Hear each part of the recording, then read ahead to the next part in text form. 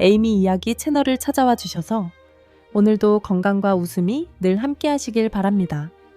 구독과 좋아요 함께 해주시면 더 많은 이야기를 들려드릴 수 있습니다.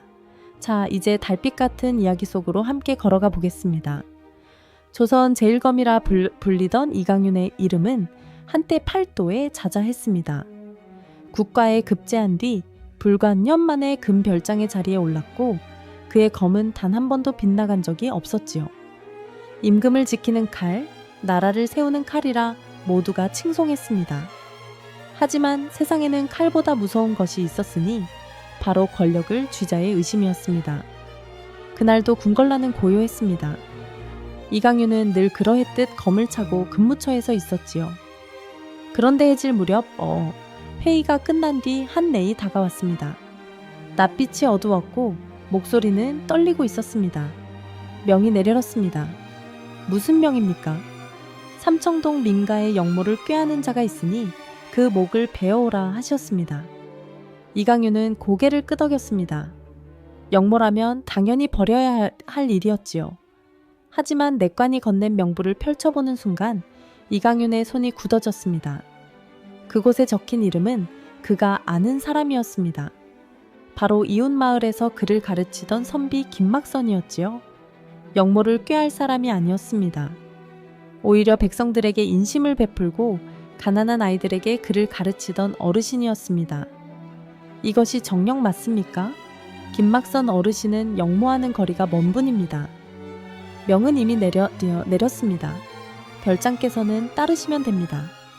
이강윤은 그날 밤 삼청동으로 향했습니다. 하지만 발걸음은 무거웠고 가슴속엔 무언가 짓누르는 것이 있었지요.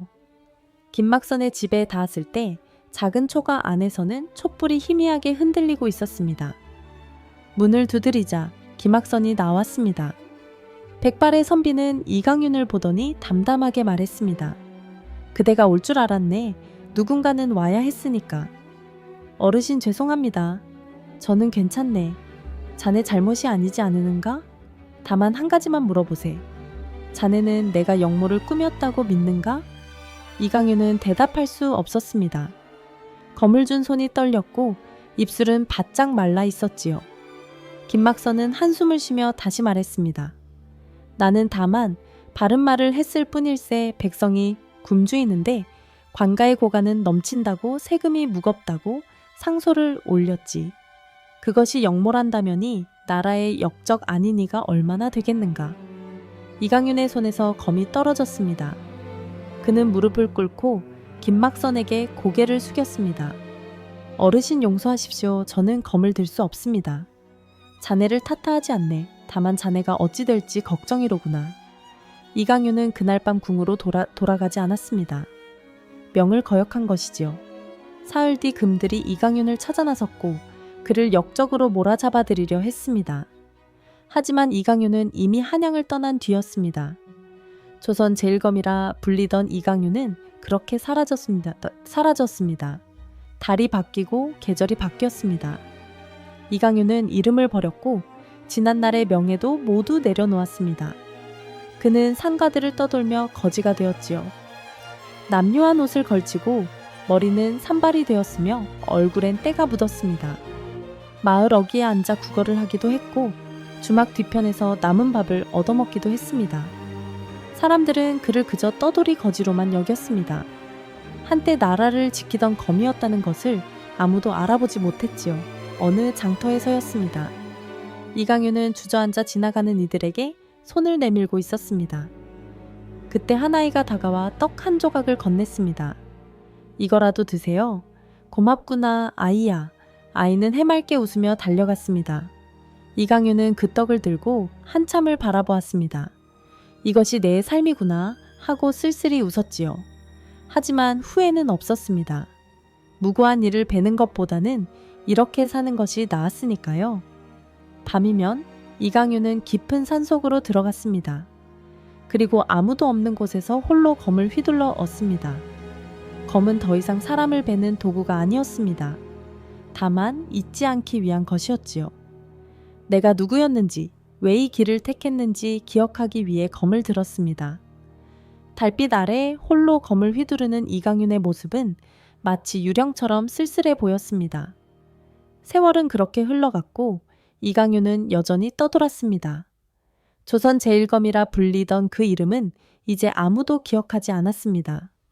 다만 검을 버린 한 사내만이 조용히 세상을 떠돌고 있을 뿐이었지요. 남쪽 고을 청산년에는 윤씨 가문이 대대로 터를 잡고 살았습니다. 대대로 청렴한 관직을 지낸 집안이었고 백성들 사이에서도 인심이 좋기로 소문난 양반가였지요. 그 집안의 외동딸이 바로 윤소은이었습니다. 20살이 뒤에 서머 꼬맹이 놈이 20살이 된 윤소은은 글을 읽을 줄 알았고 말수는 적었지만 또렷한 성정을 지닌 교수였습니다. 윤소은의 아버지 윤상철은 호조 판서를 지낸 인물이었습니다.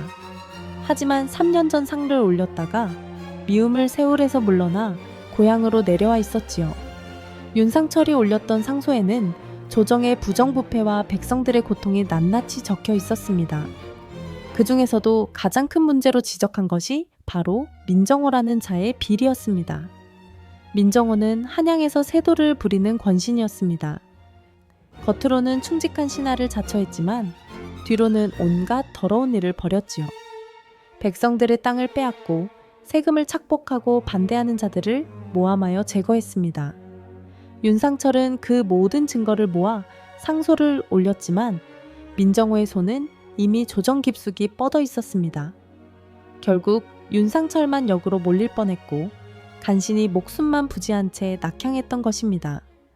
하지만 민정호는 그것으로 끝나지 않았습니다. 윤상철이 숨겨둔 문서들이 있다는 소문을 들었기 때문입니다. 그 문서에는 민정호의 비리를 증명할 장부와 증언이 고스란히 담겨 있었습니다. 만약 그것이 세상에 드러난다면 민정호는 끝장이었지요. 그래서 민정호는 사람을 보냈습니다. 문서를 빼앗고 윤씨 가문을 완전히 없애버리기 위해서였습니다. 봄날 오후였습니다. 윤소은은 안채에서 책을 읽고 있었습니다. 아버지는 사랑채에서 글을 쓰고 계셨고 집안은 고요했지요. 그런데 갑자기 대문이 요란하게 두드려졌습니다. 하인이 황급히 달려와 말했습니다. 말이 큰일 났습니다. 광군이라는 자들이 들이닥쳤습니다. 윤상철은 얼굴이 하얗게 질렸습니다. 이미 예상했던 일이었지만 이렇게 빨리 올 줄은 몰랐지요. 윤상철은 서둘러 안채로 달려갔습니다. 소은아, 어서 뒷문으로 나가거라. 산 너머 작은 남자가 있으니 그곳으로 피해해라. 아버지는 어찌하시려고요?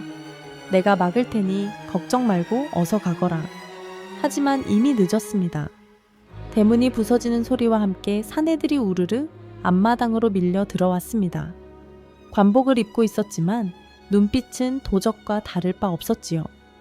그들을 이끄는 자는 민정호의 신복인 강철산이었습니다. 키가 크고 얼굴에 칼자국이 있는 험상구은 사내였습니다. 윤상철 나와라. 어디 숨었느냐? 윤상철이 사랑채에서 나왔습니다. 떨리는 목소리로 물었지요. 무슨 일로 이러시는 겁니까? 나는 이미 벼을에서 물러난 몸입니다. 닥쳐라. 내가 숨겨둔 문서를 내놓아라. 순순히 내놓으면 목숨은 살려주마. 무슨 문서를 말하는 겁니까? 나는 아무것도 가진 게 없습니다. 강철사는 비웃었습니다. 그리고 손짓 하나로 부하들을 풀었지요. 사내들은 사랑채와 안채를 마구 뒤지기 시작했습니다. 책장을 엎고 장롱을 열고 마루를 드러냈습니다. 하지만 아무것도 나오지 않았습니다. 윤상철이 이미 문서를 다른 곳에 숨겨두었기 때문이었지요. 강철산의 얼굴이 일그러졌습니다. 그는 윤상철을 발로 차 넘어뜨렸습니다. 이놈이 끝까지 버티겠다는 거냐? 좋다. 그럼 다른 방법을 써야겠구나. 강철산은 안채를 향해 소리쳤습니다. 거기 딸 있지? 끌고 나와라. 윤소은은 하인들이 말렸지만 스스로 걸어 나왔습니다. 두려움에 떨지 않았고 눈물도 흘리지 않았지요. 다만 또렷한 눈으로 강철산을 바라보았습니다. 강철산은 윤소은을 보더니 흉악하게 웃었습니다. 오, 소문대로 미인이구나. 좋아, 이 계집을 데려간다. 윤상철, 내 딸이 어찌 되든 상관없다면 계속 버텨라. 안 됩니다. 제발 딸만은 놔주십시오. 제가 무엇이든 하겠습니다. 그럼 문서를 내놓아라. 당장? 윤상철은 고개를 떨구었습니다. 문서를 내놓으면 자신은 물론 다른 이들까지 위험해집니다. 하지만 딸을 저들 손에 넘길 수는 없었지요. 망설이는 사이 강철사는 윤소은의 팔을 움켜쥐었습니다. 좋다. 시간을 주마. 사흘 안에 문서를 가지고 한양으로 올라와라. 그때까지 계집은 우리가 데리고 있겠다.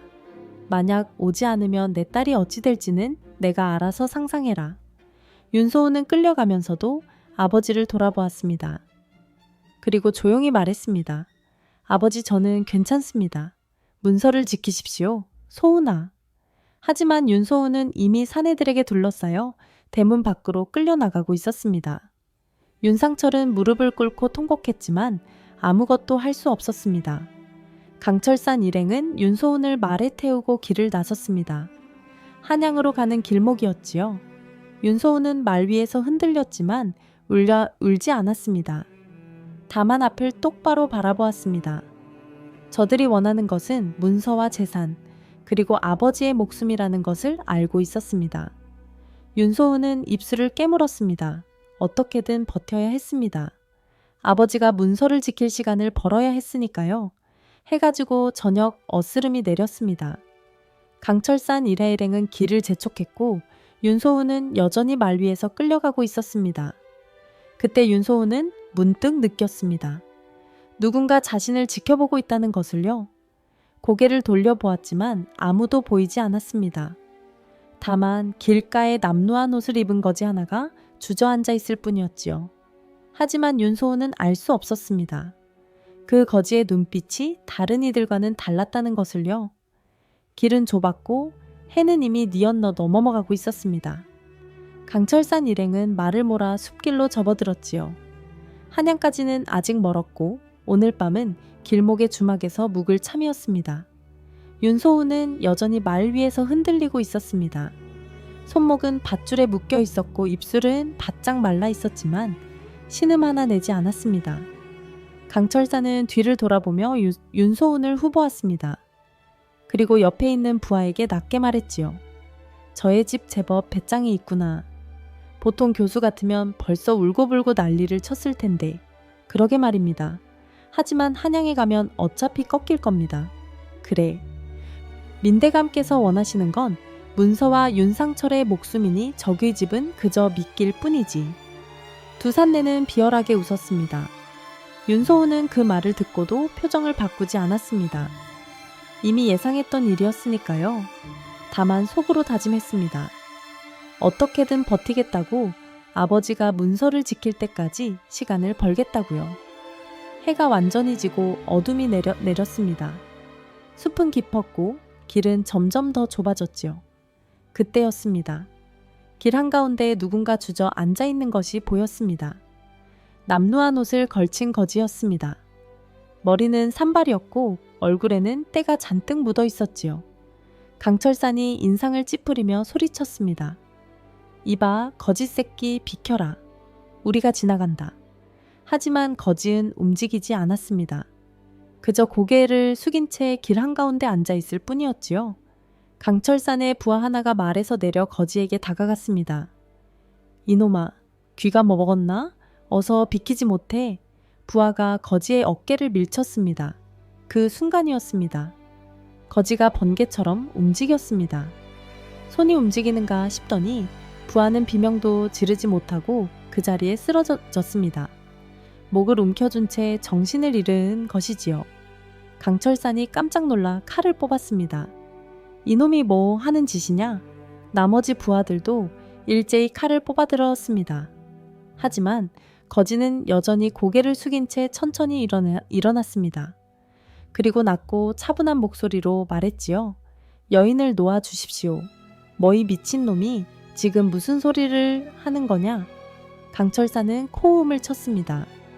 거지 주제에 자신들을 막아서다니 어처구니가 없었지요. 강철사는 손짓으로 부하들을 풀었습니다. 저놈을 죽여라. 어디 감히 우리를 가로막아? 부하 4명이 일제히 거지에게 달려들었습니다. 칼이 번쩍이며 내리쳤지요. 하지만 거지는 그 칼들을 모두 피했습니다. 몸을 굽히고 돌고 튕겨나가며 단 한 번도 칼에 맞지 않았습니다. 그리고 거지의 손이 다시 움직였습니다. 이번에는 더 빨랐습니다. 손날이 부하들의 급소를 정확히 찍어냈곤에 명 모두 비명을 지르며 쓰러졌지요. 강철산의 얼굴이 굳어졌습니다. 이제야 깨달았습니다. 저 거지가 보통 인물이 아니라는 것을요. 강철산은 칼을 빼어들고 직접 나섰습니다. 검술에는 자신이 있었습니다. 젊은 시절 무관시험에 합격했던 실력이었으니까요. 내 놈이 누군지는 모르겠지만 감히 우리를 막아서다니 목숨이 아깝지 않은 모양이구나. 강철산이 칼을 휘둘렀습니다. 빠르고 날카로운 칼이었지요. 하지만 거지는 맨손으로 그것을 막아냈습니다. 손목을 틀어 칼의 궤적을 바꾸고 발을 옮겨 거리를 벌렸습니다. 그리고 단 한 번의 손날로 강철산의 손목을 쳤습니다. 칼이 땅에 떨어졌고 강철산은 손목을 부여잡고 비명을 질렀지요. 이럴 수가. 거지은 강철산의 목덜미를 잡아 땅에 내동댕이 쳤습니다. 강철산은 고개를 들어 거지를 올려다 보았습니다. 그제야 거지의 눈빛이 보였습니다. 차갑고 날카로운 검을 다루던 자의 눈빛이었습니다. 강철산은 온몸이 얼어붙었습니다. 너는 대체 누구냐? 거지는 대답하지 않았습니다. 다만 윤소은이 묶여있는 말로 다가갔습니다. 그리고 밧줄을 풀어주었지요. 윤소은은 거지를 물끄러이 바라보았습니다. 이 사람이 누구인지 알 수 없었지만 분명한 것은 자신을 구해주었다는 것이었습니다. 고맙습니다. 윤소은의 목소리는 떨리지 않았습니다. 거지는 고개를 끄덕였습니다. 그리고 말의 고삐를 잡아 윤소은을 이끌었지요. 강철산이 뒤에서 소리쳤습니다. 이봐, 내가 누군지는 모르겠지만 지금 큰일을 저지르는 거다. 우리는 민정호 대감의 사람들이야. 내가 감히 우리를 건드렸으니 너는 죽어도 죽임을 면치 못할 거다. 거지는 걸음을 멈추지 않았습니다. 다만 차갑게 한마디만 던졌지요. 이미 죽을 각오는 오래전에 했습니다. 그 말과 함께 거지은 윤소은을 데리고 숲속으로 사라졌습니다. 강철사는 그 뒷모습을 바라보며 이를 갈았습니다. 부하들은 모두 쓰러져 있었고 자신마저 손목을 다쳐 칼을 줄 수 없었지요. 강철사는 땅을 치며 외쳤습니다. 이놈 반드시 찾아내서 죽여주겠다. 한편 숲속 깊은 곳에서 거지는 말을 세웠습니다. 윤소은을 내려주고 조용히 말했지요. 이제 괜찮습니다. 저들은 한동안 따라오지 못할 겁니다. 정말 고맙습니다. 은인이십니다. 성함이라도 여쭤도 되겠습니까? 거지는 잠시 망설이다가 고개를 저었습니다. 이름은 중요하지 않습니다. 그저 지나가던 사람일 뿐입니다. 하지만 저를 구해주셨는데 이대로 보낼 수는 없습니다. 낭자 집으로 돌아가십시오. 이 길은 위험합니다. 윤소은은 거지를 물끄러이 바라보았습니다. 비록 남유한 옷을 걸치고 있었지만 그 눈빛과 몸가짐은 예사롭지 않았습니다.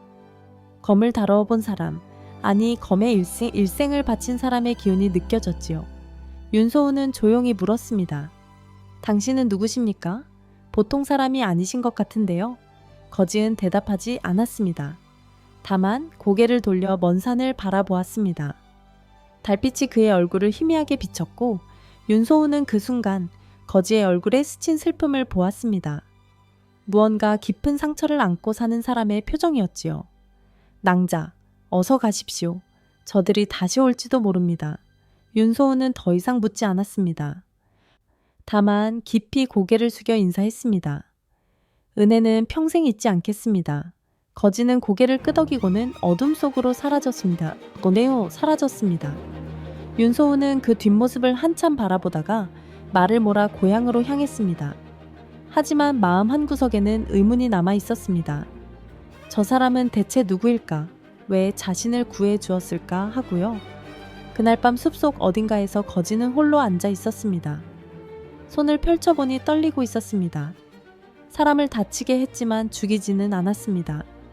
다시는 검을 들지 않겠다고 다짐했지만 결국 또 검술을 썼습니다. 거지은 한숨을 쉬었습니다. 나는 대체 무엇을 위해 사는 것일까? 하지만 후회는 없었습니다. 만약 그때 그냥 지나쳤다면 평생 후회했을 테니까요. 거지은 하늘을 올려다 보았습니다. 별들이 총이 빛나고 있었지요. 그리고 속으로 다짐했습니다. 다시는 검을 들지 않으리라고요. 하지만 세상은 그를 가만두지 않을 것이었습니다. 청산년 장터는 아침부터 시끄러웠습니다. 사람들이 모여 수군거리고 있었지요. 어젯밤 일어난 일 때문이었습니다.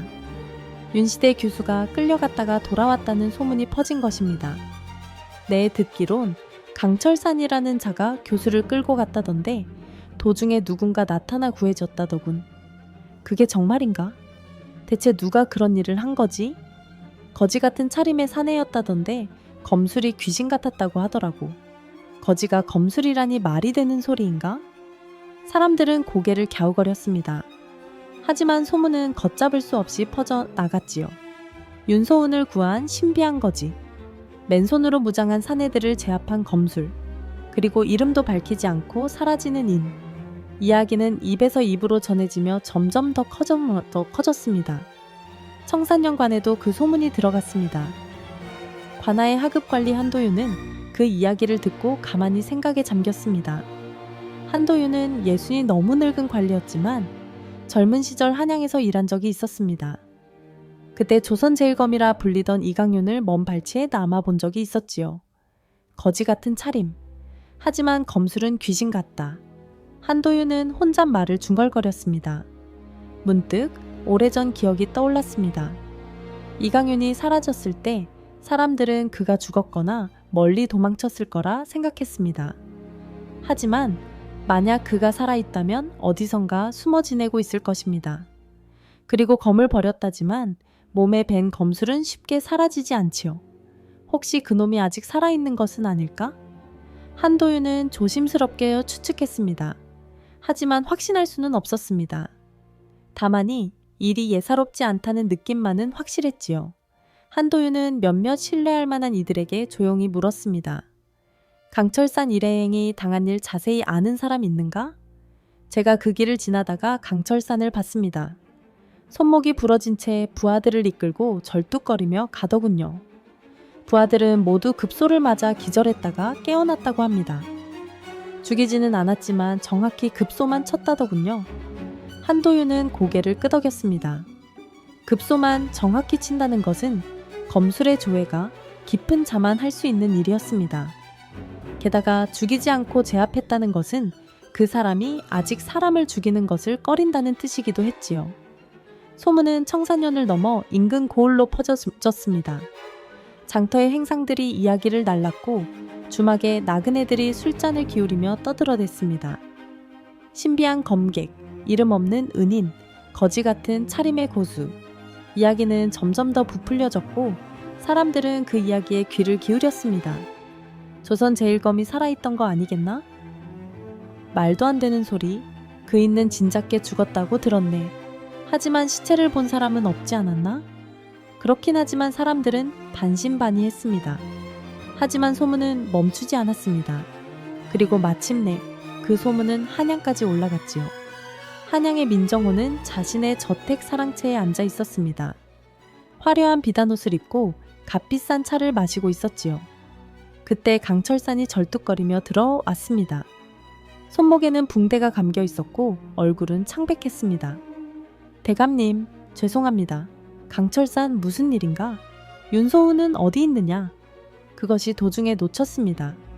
민정호의 눈빛이 차갑게 변했습니다. 차잔을 내려놓으며 낮게 물었지요. 놓쳤다니 무슨 소리인가?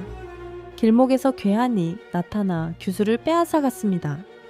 저희가 막으려 했으나 그자의 검술이 너무 뛰어나 검술이라고 민정호는 자리에서 일어났습니다.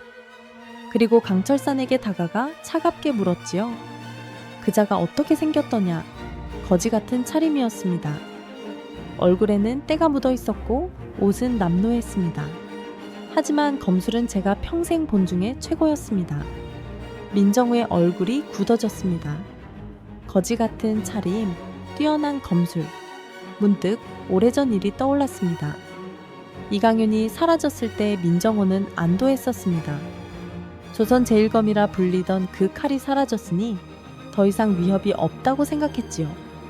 하지만 만약 그 칼이 아직 살아있다면 혹시 그자가 누구인지 알아냈는가? 아닙니다. 이름도 밝히지 않았고 그냥 사라졌습니다. 민정호는 창밖을 바라보았습니다. 불길한 예감이 들었습니다. 만약 이강윤이 살아있고 윤상철 편에 섰다면 일이 복잡해질 것입니다. 민정호는 곁에 있던 신복을 불렀습니다. 사람을 풀어라. 청산년 일대를 뒤져서 그 거지를 찾아내라. 그리고 윤수은도 다시 잡아오고 알겠습니다. 대감님. 민정호는 다시 자리에 앉았습니다. 하지만 마음은 편치 않았지요. 오래전 자신이 제거하려 했던 그 칼이 다시 세상에 나타난 것 같았으니까요. 민정호는 차를 한 모금 마시며 중얼거렸습니다. 이강윤, 정말 내가 살아있는 것이냐? 한편 한도윤은 관에서 조용히 기록을 정리하고 있었습니다. 민정호의 비리에 관한 증언과 증거들을 모으고 있었지요. 윤상철이 남긴 문서는 아직 찾지 못했지만 주변 사람들의 증언만으로도 충분히 의심할 만한 정황이 있었습니다. 민정호가 움직일 것입니다. 조심하십시오. 한도윤은 윤상철을 찾아가 조용히 말했습니다. 윤상철은 고개를 끄덕였지요. 고맙습니다. 하지만 제 걱정보다 딸이 걱정입니다. 따님은 무사히 돌아오셨지 않습니까? 그렇긴 하지만 저들이 다시 올 것입니다. 한도윤은 잠시 망설이다가 조심스럽게 말했습니다. 날이 혹시 따님을 구한 그 거지에 대해 더 아시는 것이 있습니까? 아닙니다. 딸도 그저 거지 같은 차림이었다고만 했습니다. 이름도 밝히지 않았다고 하더군요. 한도윤은 고개를 끄덕였습니다. 하지만 마음속으로는 확신하고 있었습니다. 그 거지가 범상한 인물이 아니라는 것을요. 그리고 만약 자신의 추측이 맞다면 조선제일검이 다시 돌아온 것이나 다름없었습니다. 제가 조심스럽게 알아보겠습니다. 그 은인을 찾을 수 있다면 큰 도움이 될 것입니다. 고맙습니다. 하지만 은인께 눈을 끼치고 싶지는 않습니다. 알겠습니다. 그날 밤 한도윤은 혼자 등불을 켜고 앉아 있었습니다. 책상 위에는 오래된 기록이 펼쳐져 있었지요. 이강윤에 관한 기록이었습니다. 무가급제, 금별장, 그리고 갑작스러운 실조. 한도윤은 그 기록을 읽으며 한숨을 쉬었습니다. 만약 정말 이강윤이라면 그는 왜 돌아온 것일까? 그리고 왜 다시 검을 든 것일까? 한도윤은 알 수 없었습니다. 하지만 한 가지는 확실했습니다. 민정우가 움직이기 시작했고 곧 큰일이 벌어질 것이라는 것을요. 소문은 여전히 퍼지고 있었습니다. 장터에서, 주막에서, 길거리에서 사람들은 신비한 검객 이야기를 나누었습니다. 그리고 그 소문 속에서 민정호의 손은 점점 더 거칠게 움직이기 시작했습니다. 윤소은을 다시 잡아오라는 명령과 함께 그 거지를 찾아내라는 명령도 내려졌지요. 세상은 서서히 움직이고 있었습니다. 그리고 그 중심에는 이름 없는 거지 한 명이 서 있었습니다. 민정호의 저택은 한양에서도 손꼽히는 큰 집이었습니다. 비와 지붕은 높고 넓었으며 마당에는 정원수가 가지런히 심어져 있었지요. 하지만 그 화려한 겉모습 뒤에는 더러운 일들이 숨어 있었습니다. 백성들의 땅을 빼앗아 모은 재산 세금을 빼돌려 채운 금고, 그리고 수많은 사람들의 목숨을 담보로 쌓아 올린 권력이었습니다. 민정호는 사랑채에 앉아 신복들을 불러 모았습니다. 얼굴에는 짜증이 가득했지요. 윤소은을 놓친 것도 문제였지만 더 큰 문제는 그 거지였습니다. 만약 그자가 정말 이강윤이라면 일이 꼬일 수도 있었으니까요. 윤소은을 다시 잡아와야 한다. 이번에는 실패를 용납하지 않겠다. 민정호의 목소리는 차갑고 단호했습니다. 신복들은 고개를 숙였지요, 대감님. 하지만 이번에는 누군가 지키고 있을지도 모릅니다. 그래서 더 많은 사람을 보내는 것이다. 이번에는 무관 출신 고수들을 동원하라. 그 거지도 함께 잡아오고. 알겠습니다, 대감님. 민정호는 창밖을 바라보았습니다. 윤상철이 가진 문서가 세상에 나오면 자신의 모든 것이 무너질 것입니다. 벼슬도 재산도 심지어 목숨까지 위태로워질 것이지요. 그래서 윤소은이 필요했습니다. 윤소은을 인질로 삼아 윤상철을 압박하고 문서를 빼앗은 뒤 두 사람 모두 없애버릴 생각이었습니다. 윤상철의 약점을 모두 캐내라. 친척은 누가 있는지, 친분이 있는 자는 누구인지 모조리 파악해서 보고하라. 알겠습니다. 민정호의 계획은 치밀했습니다. 윤소은만 다시 잡으면 윤상철은 손쓸 도리가 없을 것입니다. 딸을 구하기 위해 문서를 내놓을 수밖에 없지요. 그리고 문서를 손에 넣는 순간 윤씨 가문은 완전히 사라질 것이었습니다. 그 문서에는 무엇이 적혀 있습니까? 한 신복이 조심스럽게 물었습니다. 민정호는 차갑게 웃었지요.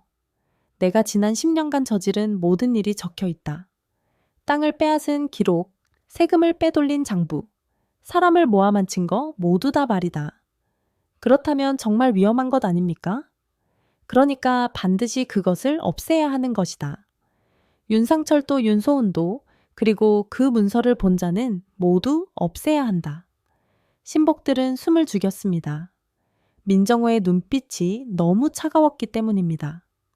사람의 목숨 따위는 아무것도 아니라는 듯한 눈빛이었지요. 한편 청산연에서는 한도윤이 분주하게 움직이고 있었습니다. 관화 안팎을 오가며 증언을 모으고 기록을 정리하고 있었지요. 민정호의 비리는 생각보다 훨씬 컸습니다. 단순히 땅을 빼앗고 세금을 착복한 정도가 아니었습니다. 무고한 사람들을 역으로 몰아 제거하고 그 재산을 가로던 것이지요. 이것은 단순한 비리가 아닙니다. 이것은 학살입니다. 한도윤은 기록을 보며 이를 갈았습니다. 민정회계에 당한 사람들의 명단이 길게 이어져 있었습니다. 어떤 이는 땅을 빼앗기고 어떤 이는 목숨을 잃었으며 어떤 이는 가족 전체가 풍비박산이 났습니다. 한도윤은 이 모든 것을 조정에 알려야 한다고 생각했습니다. 하지만 증거가 부족합니다. 증언만으로는 민정호를 쓰러뜨릴 수 없습니다. 한도윤의 동료가 걱정스럽게 말했습니다. 한도윤은 고개를 끄덕였지요. 윤상철 나리께서 가진 문서가 필요합니다. 그것만 있으면 민정호를 반드시 쓰러뜨릴 수 있습니다. 하지만 그 문서를 내놓으면 윤나리와 애씨가 위험해지지 않겠습니까? 그렇습니다. 그래서 신중해야 합니다. 한도윤은 창밖을 바라보았습니다. 해가 지고 있었습니다. 시간이 얼마 남지 않았다는 것을 알 수 있었지요. 민정호가 다시 움직일 것이고 이번에는 더욱 거칠게 나올 것입니다. 그날 밤 윤상철의 집에는 긴장감이 감돌았습니다. 윤소은은 안채에 있었고 윤상철은 사랑채에서 문서를 바라보고 있었지요. 그 문서는 민정호를 쓰러뜨릴 수 있는 유일한 무기였지만 동시에 자신의 가족을 위험에 빠뜨리는 독약이기도 했습니다. 아버지, 그 문서를 한도윤 어르신께 넘기시는 것이 어떻겠습니까? 윤소은이 조용히 말했습니다. 윤상철은 고개를 저었지요. 안 된다. 문서를 넘기는 순간 민정호는 우리를 죽이려 들 것이다. 증인을 없애려 할 것이다. 하지만 이대로 가지고 있을 수는 없지 않습니까? 윤상철은 한숨을 쉬었습니다. 딸의 말이 맞았습니다. 하지만 어찌해야 할지 답이 보이지 않았지요. 일단 기다려보자. 한도윤 어르신께서 분명 방법을 찾으실 것이다. 예, 아버지. 윤소은은 안채로 돌아갔습니다. 하지만 마음은 무겁습니다. 자신 때문에 아버지가 고통받는 것이 괴로웠지요. 그리고 문득 그 거지가 떠올랐습니다. 자신을 구해준 그 사람은 지금 어디서 무엇을 하고 있을까요? 같은 시각 민정호의 사람들은 이미 청산연으로 향하고 있었습니다. 이번에는 20명이 넘는 무리였습니다. 모두 칼을 차고 있었고 얼굴에는 살기가 가득했지요. 그들을 이끄는 자는 박무진이라는 무관 출신이었습니다. 검술에 능했고 사람을 죽이는 것을 주저하지 않는 자였습니다. 민대감께서 명하셨다. 윤소은을 반드시 잡아오고 그 거지도 찾아내라. 만약 방해하는 자가 있으면 죽여도 좋다. 알겠습니다. 박무진은 말을 달렸습니다. 이틀이면 청산연에 도착할 것이었습니다.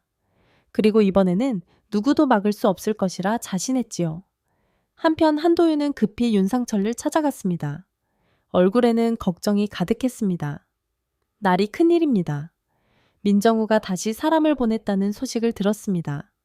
이번에는 무관들을 동원했다고 합니다. 무관들을요? 예. 그리고 인원도 많다고 합니다. 아마 사흘 안에 도착할 것입니다. 윤상철의 얼굴이 창백해졌습니다. 이번에는 강철상 같은 자들이 아니었습니다. 제대로 훈련받은 무관들이 온다면 막을 방법이 없었지요. 따임을 피신시켜야 합니다. 그리고 문서도 안전한 곳에 숨겨야 합니다. 어디로 피신시킨다는 겁니까? 저들의 손은 이미 곳곳에 뻗어 있습니다. 한도윤도 답을 찾지 못했습니다. 잠시 침묵이 흘렀지요. 그때 윤소은이 문을 열고 들어왔습니다. 아버지, 제가 미끼가 되겠습니다.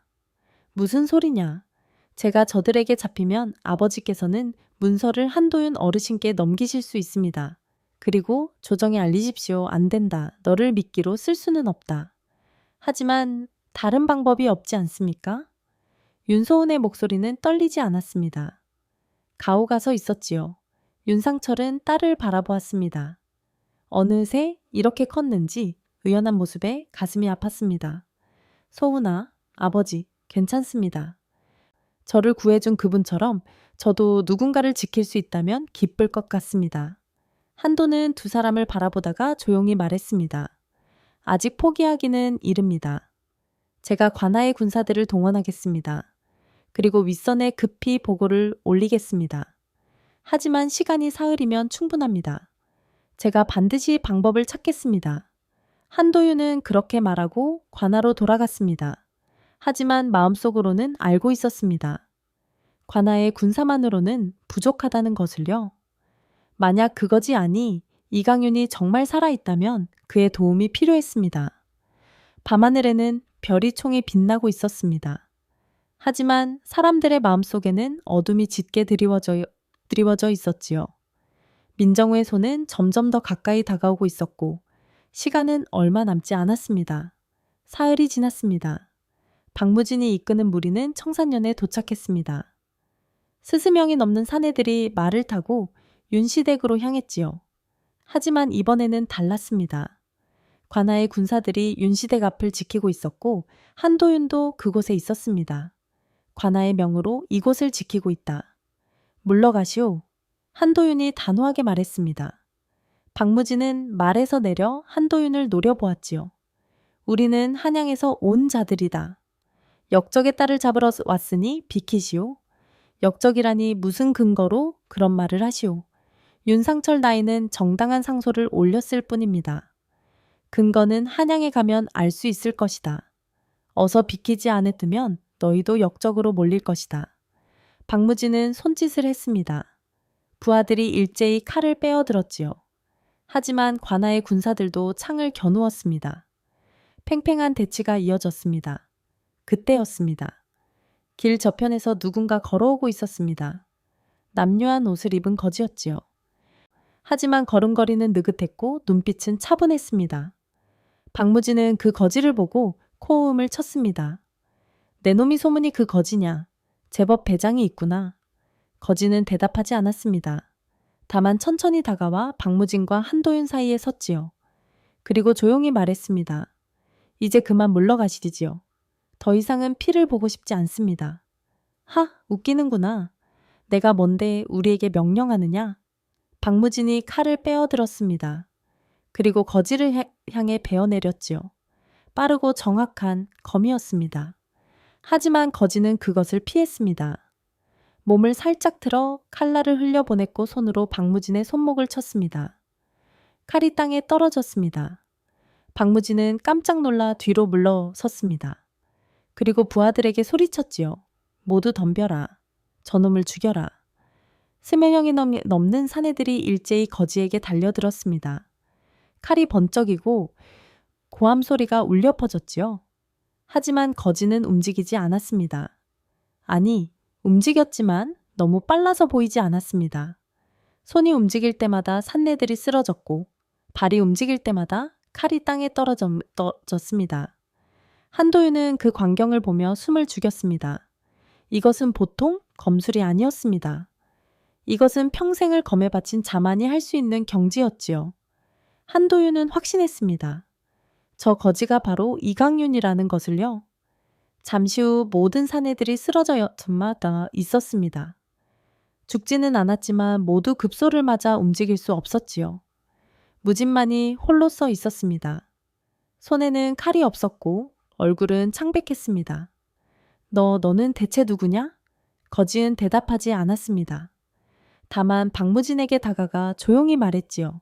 한양으로 돌아가서 민정우에게 전하십시오. 더 이상 죄 없는 이들을 괴롭히지 말라고. 만약 다시 온다면 그때는 목숨을 담보할 수 없을 것이라고. 박무진은 뒤로 물러섰습니다. 두려움이 온몸을 휘가았지요. 그는 부하들을 일으켜 세우고 황급히 말을 타고 떠났습니다. 한도윤이 거지에게 다가갔습니다. 그리고 깊이 고개를 숙였지요. 은인이십니다. 정말 고맙습니다. 고마워할 것 없습니다. 다만 제 할 일을 했을 뿐입니다. 혹시 성함이라도 거지는 고개를 저었습니다. 그리고 돌아서려 했지요. 하지만 한도윤이 다시 말했습니다. 이강윤 날이 맞지 않습니까? 거지가 걸음을 멈춰놓습니다. 잠시 침묵이 흘렀지요. 그리고 천천히 고개를 돌렸습니다. 그 이름은 이미 죽었습니다. 아닙니다. 그 이름은 지금도 살아 있습니다. 조선 제1검 이강윤 충직함으로 검을 들었고 의로움으로 검을 놓았던 그 이름 말입니다. 이강윤은 한숨을 쉬었습니다. 더 이상 숨길 수 없다는 것을 알았지요. 제가 도울 수 있는 것은 여기까지입니다. 이제 저는 떠나야 합니다. 아직 끝나지 않았습니다. 민정원은 반드시 다시 올 것입니다. 알고 있습니다. 하지만 싸움은 칼로만 하는 것이 아니지 않습니까? 이제는 어르신께서 할 일이 남았습니다. 한도윤은 고개를 끄덕였습니다. 이강윤의 말이 맞았습니다. 이제는 증거와 증언으로 민정호를 쓰러뜨려야 했지요. 한편 한양에서는 큰 변화가 일어나고 있었습니다. 한도윤이 올린 상소가 임금의 손에 들어갔던 것입니다. 민정호의 비리를 낱낱이 적은 상소였지요. 처음에는 민정호의 권세 때문에 묻힐 뻔했지만 다른 신하들도 하나둘씩 목소리를 내기 시작했습니다. 민정호의 행실을 조사해야 합니다. 백성들의 원성이 자아옵니다. 맞습니다. 청산년뿐 아니라 여러 고을에서 비슷한 일이 일어났다는 증언이 있습니다. 임금도 더 이상 외면할 수 없었습니다. 조사관을 파견했고 증거를 모으기 시작했지요. 한도윤이 모아둔 기록들이 하나씩 조정으로 올라갔습니다. 그리고 마침내 윤상철이 숨겨두었던 문서도 임금의 손에 들어갔습니다. 민정호는 자신의 저택에서 떨고 있었습니다. 박무진이 돌아와 보고한 내용이 너무 충격적이었기 때문입니다. 그자가 혼자서 춘명을 모두 쓰러뜨렸다고. 예. 대감님, 검술이 귀신 같았습니다. 분명 이강윤일 것입니다. 민정호는 자리에 주저앉았습니다. 이강윤이 살아있다는 것, 그리고 윤상철 편에 섰다는 것, 모든 것이 끝났다는 것을 깨달았지요. 대감님, 조정에서 조사관이 나왔다고 합니다. 신복이 황급히 들어와 말했습니다. 민정호의 얼굴이 하얗게 질렸습니다. 이미 늦었구나. 며칠 뒤 민정호는 조정에 불려갔습니다. 그리고 임금 앞에서 모든 증거를 들이댔지요. 장부, 증언, 문서 부정할 수 없는 증거들이었습니다. 민정호는 무릎을 꿇었습니다. 죄를 지었습니다. 하지만 제게도 사정이 사정 따위 듣고 싶지 않다. 병은 백성을 괴롭히고 무고한 이들을 해쳤으며 나라의 재물을 착했다. 관직을 박탈하고 재산을 몰수하며 유배를 보내도록 하라. 민정호는 고개를 떨궜습니다. 평생을 쌓아올린 권력과 재산이 한순간에 무너졌습니다. 칼에 죽지는 않았지만 권력과 체면을 모두 잃은 채 몰락한 것이지요. 민정호는 끌려나가며 중얼거렸습니다. 이강윤, 결국 내가 나를 무너뜨렸구나.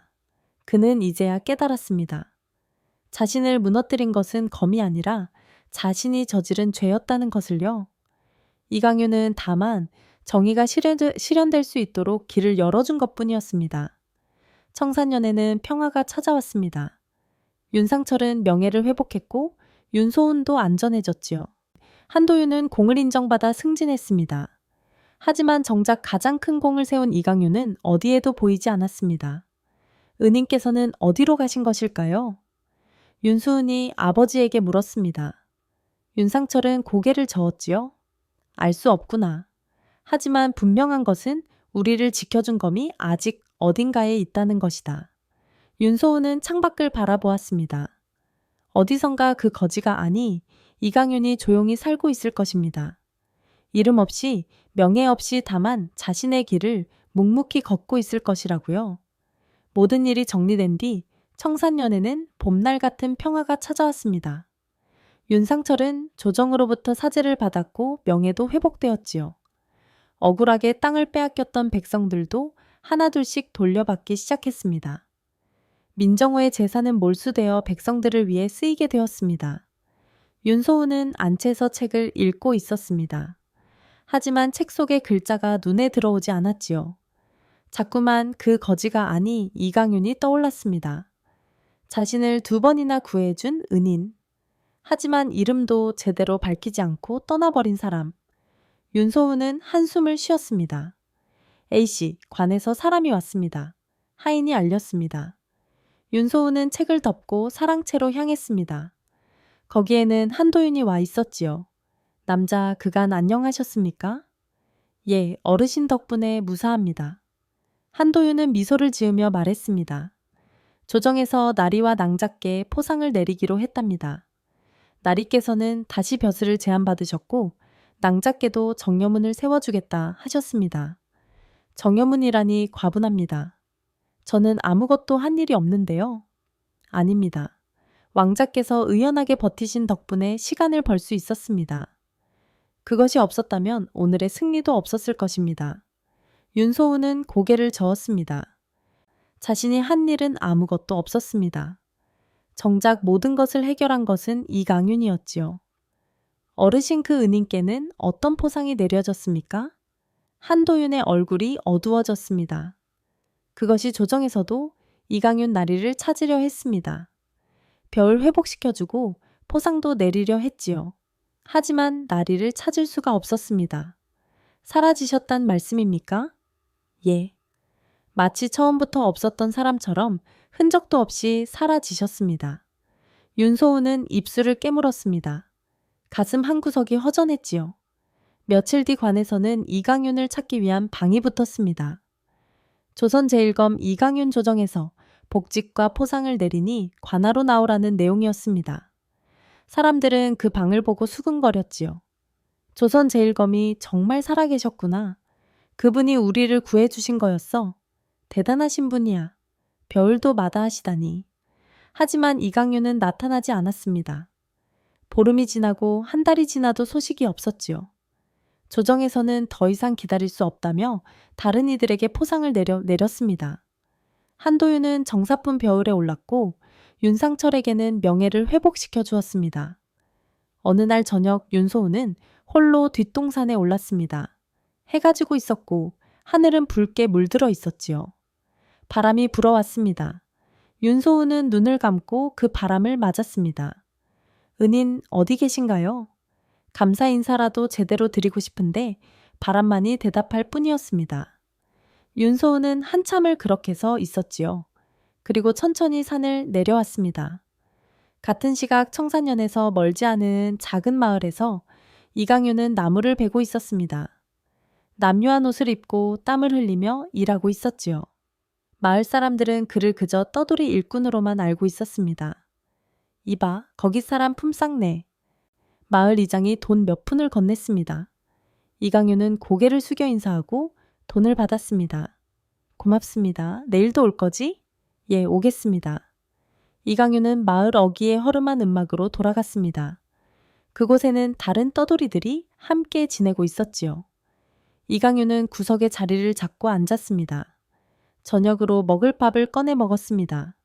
형씨, 들었어? 조정에서 이강윤이라는 사람을 찾는다던데 옆에 있던 떠돌이가 말했습니다. 이강윤은 밥을 먹으며 대답했지요. 그렇다던데요? 대단한 사람인가 봐. 벼슬도 주고 포장도 준다잖아. 부럽네. 글쎄요. 벼슬이 머리 좋은 건지 모르겠습니다. 하긴 우리 같은 사람들이야. 평생 벼슬이랑은 인연이 없겠지. 떠돌리는 웃으며 술을 마셨습니다. 이강윤도 작게 웃었지요. 명예, 권력 한때는 그것들이 소중했습니다. 하지만 이제는 아니었습니다. 그것들을 위해 무고한 일을 배라는 명을 받았을 때 이강윤은 깨달았습니다. 진짜 소중한 것은 따로 있다는 것을요. 밤이 깊어갔습니다. 이강윤은 음막 밖으로 나와 하늘을 올려다 보았습니다. 별이 총이 빛나고 있었지요. 문득 윤소은의 얼굴이 떠올랐습니다. 끌려가면서도 의연했던 그 규수 이강윤은 조용히 웃었습니다. 무사하시길 바랍니다. 그리고 다시 음막 안으로 들어갔습니다. 내일도 일을 해야 했으니까요. 한편 윤상철은 조정으로부터 다시 벼슬을 제안받았습니다. 호조 판서로 복직하라는 명이었지요. 하지만 윤상철은 정중히 거절했습니다. 신은 이제 나이가 들었고 고향에서 조용히 지내고 싶습니다. 벼을은 더 젊은이들에게 맡기는 것이 좋겠습니다.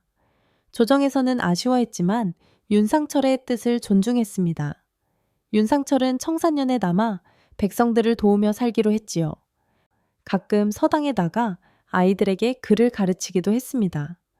윤소은도 자신의 삶을 선택했습니다. 혼처를 알아보던 집안 어르신들도 있었지만 윤소은은 아직 혼이 날 생각이 없었습니다. 다만 아버지를 돕고 책을 읽으며 가끔 마을 여인들에게 글을 가르치며 지냈지요. 토은아 괜찮겠느냐? 아비로서는 내가 좋은 짝을 만나 행복했으면 좋겠구나. 아버지, 저는 지금도 행복합니다. 아버지 곁에 있는 것만으로도 충분합니다. 윤상철은 딸을 안쓰럽게 바라보았습니다. 하지만 억지로 권하지는 않았지요. 딸이 선택한 삶이니까요. 계절이 바뀌었습니다. 여름이 지나고 가을이 왔습니다. 청산년에는 풍년이 들었고 백성들은 기뻐했지요. 한도윤은 선정을 베풀어 사람들의 칭송을 받았고 윤시댁도 평화로웠습니다. 어느 날 윤소은은 장터에 나갔습니다. 책을 사러 간 길이었지요. 장터는 사람들로 북적였습니다. 윤소은은 책방을 둘러보다가 문득 뒤를 돌아보았습니다. 누군가 자신을 지켜보는 느낌이 들었기 때문입니다. 하지만 아무도 없었습니다. 다만 길 저편에 떠돌이 일꾼 하나가 짐을 지고 지나갈 뿐이었지요. 윤소은은 고개를 갸우거리다가 다시 책을 보았습니다. 그 떠돌이는 이강윤이었습니다. 이강윤은 짐을 지고 가다가 잠시 걸음을 멈추고 윤소은을 바라보았습니다. 무사한 모습을 보니 안심이 되었지요. 이강윤은 조용히 미소를 지었습니다. 그리고 다시 짐을 지고 걸어갔습니다. 관에서는 여전히 이강윤을 찾고 있었습니다. 하지만 이강윤은 나타나지 않았습니다. 이강윤은 이미 결심했습니다. 이름 없는 검으로 남겠다고 벼슬도 명예도 포상도 필요 없었습니다. 다만 조용히 살며 누군가 도움이 필요할 때 조용히 손을 내미는 것, 그것으로 충분했습니다. 해가 저물었습니다. 이강윤은 일을 마치고 음막으로 돌아갔습니다. 오늘도 평범한 하루였습니다. 내일도 그럴 것이고 모레도 그럴 것입니다. 이강윤은 그것이 좋았습니다. 조선 제1검이라는 이름보다 이름 없는 검이 낫습니다. 이강윤은 혼잣말을 하며 눈을 감았습니다. 그리고 편안하게 잠이 들었지요. 세상은 각자의 자리에서 제 할 일을 하며 돌아가고 있었습니다. 계절이 또 한 번 바뀌어 겨울이 왔습니다. 청산년에는 눈이 내렸고 하얀 눈이 온 마을을 덮었지요. 윤소은은 안채에서 창밖을 바라보고 있었습니다. 눈이 소복이 쌓인 정원이 고요했습니다. 에이씨 추운데 창문을 닫으시지요? 하인이 걱정스럽게 말했습니다. 하지만 윤수은은 고개를 저었지요? 괜찮습니다. 눈 구경을 좀 더 하고 싶습니다. 윤수은은 여전히 그 은인을 잊을 수 없었습니다. 어디선가 무사히 지내고 계실까? 춥지는 않을까? 끼니는 잘 드시는지 자꾸만 그런 생각이 들었지요. 그날 저녁 윤상철이 윤소은을 불렀습니다. 사랑채에는 따뜻한 차가 놓여 있었고 아버지의 얼굴은 온화했습니다. 소은아 앉거라. 예. 아버지 아비가 보기에 너는 아직도 그 사람을 잊지 못한 것 같구나. 윤소은은 고개를 숙였습니다. 부끄러웠지만 부정할 수 없었지요. 죄송합니다, 아버지. 죄송할 것 없다. 목숨을 구해준 은을 기억하는 것은 당연한 일이지. 다만 아비는 내가 너무 마음 아파하는 것이 안쓰러울 뿐이다. 윤상철은 차를 한 모금 마시며 말을 이었습니다. 그분은 자신의 길을 선택하셨다. 우리는 그 선택을 존중해야 한다. 다만 마음속으로 감사하고 언젠가 다시 만날 나를 기다리는 것이 우리가 할 수 있는 일이다. 예, 아버지. 알겠습니다. 하지만 윤소은의 마음은 여전히 무거웠습니다. 감사 인사 한번 제대로 전하지 못한 것이 계속 마음에 걸렸지요. 한편 이강윤은 청사년 인근의 작은 마을에 자리를 잡았습니다. 떠돌이 일꾼으로 살다가 마을 사람들의 신뢰를 얻어 한 구석에 작은 오두막을 얻게 되었지요. 낮에는 밭을 갈고 나무를 베고 짐을 날랐습니다. 밤에는 혼자 앉아 하늘을 바라보며 지냈습니다. 마을 사람들은 이강윤을 좋아했습니다. 말수는 적었지만 성실했고 힘든 일도 마다하지 않았으니까요. 저 사람 참 신기해. 떠돌이치고는 품격이 있어 보이지 않나? 그러게 말이야. 말투도 예사롭지 않고 옛날에 양반 집안 사람이었던 거 아닐까? 사람들은 수금거렸지만 이강윤의 과거를 캐묻지는 않았습니다. 모두들 각자의 사연이 있는 법이니까요. 어느 날이었습니다. 마을에 도적이 나타났습니다. 서너 명의 사내들이 밤중에 마을로 들어와 곡식을 훔치려 했지요. 마을 사람들이 소리를 지르며 막으려 했지만 도적들은 칼을 휘두르며 위협했습니다. 다들 조용히 해. 곡식만 내놓으면 다치는 사람 없다. 그때 이강윤이 나타났습니다. 남묘한 옷을 입고 있었지만 걸음걸이는 느긋했지요. 도적들은 이강윤을 보고 코호음을 쳤습니다. 이봐 떠돌이 쓸데없이 나서지 말고 비켜. 이강윤은 대답하지 않았습니다. 다만 조용히 다가갔지요. 도적 하나가 칼을 휘둘렀습니다. 하지만 이강윤은 그 칼을 맨손으로 잡아챘습니다. 손목을 비틀자 칼이 땅에 떨어졌고 도적은 비명을 지르며 쓰러졌습니다. 나머지 도적들이 놀라 달려들었지만 결과는 마찬가지였습니다. 이강윤의 손이 움직일 때마다 도적들이 하나씩 쓰러졌지요. 잠시 후 모든 도적들이 땅에 널브러져 있었습니다. 마을 사람들은 놀란 눈으로 이강윤을 바라보았습니다.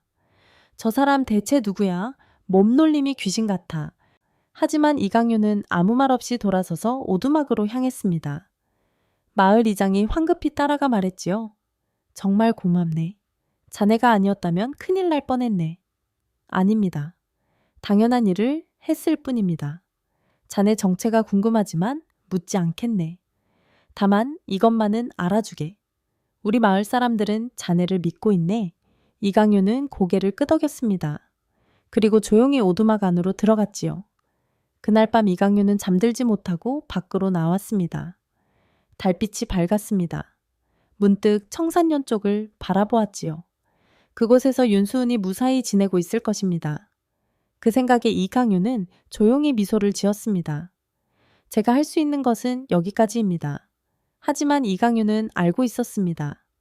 만약 윤소은에게 다시 위험이 닥친다면 자신은 주저없이 달려갈 것이라는 것을요. 떠나지 않을 것입니다. 다만 보이지 않는 곳에서 지켜볼 뿐이었습니다. 봄이 왔습니다.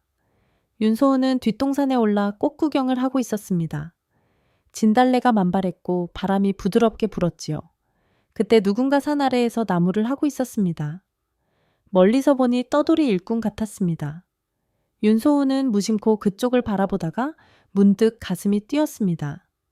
그 사람의 뒷모습이 어딘가 익숙했기 때문입니다. 하지만 확신할 수는 없었지요.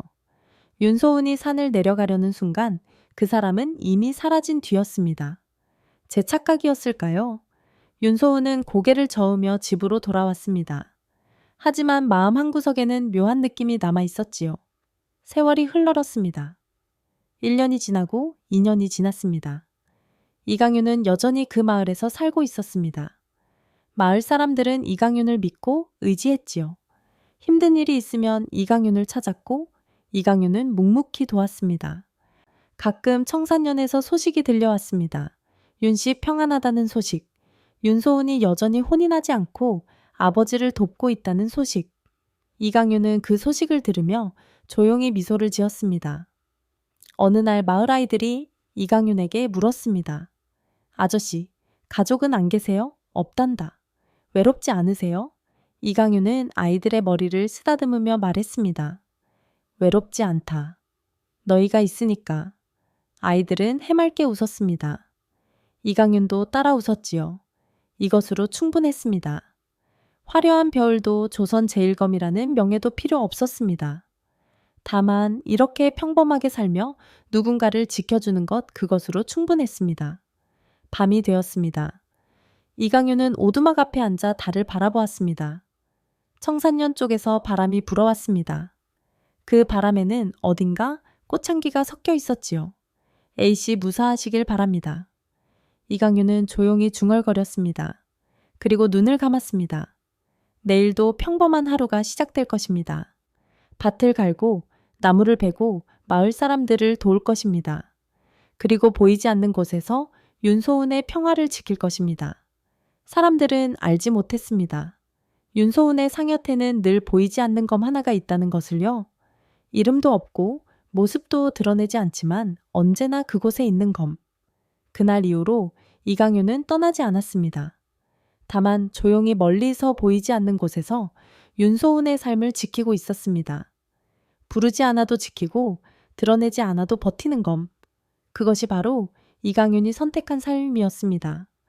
그리고 그 선택은 평생 변하지 않을 것이었습니다. 달빛이 고요히 마을을 비추었습니다. 이강윤의 오두막에서는 작은 불빛이 흔들리고 있었고 청산년의 윤시댁도 고요했습니다. 두 사람은 서로 다른 곳에 있었지만 같은 달을 보고 있었습니다. 세상은 그렇게 조용히 흘러가고 있었습니다.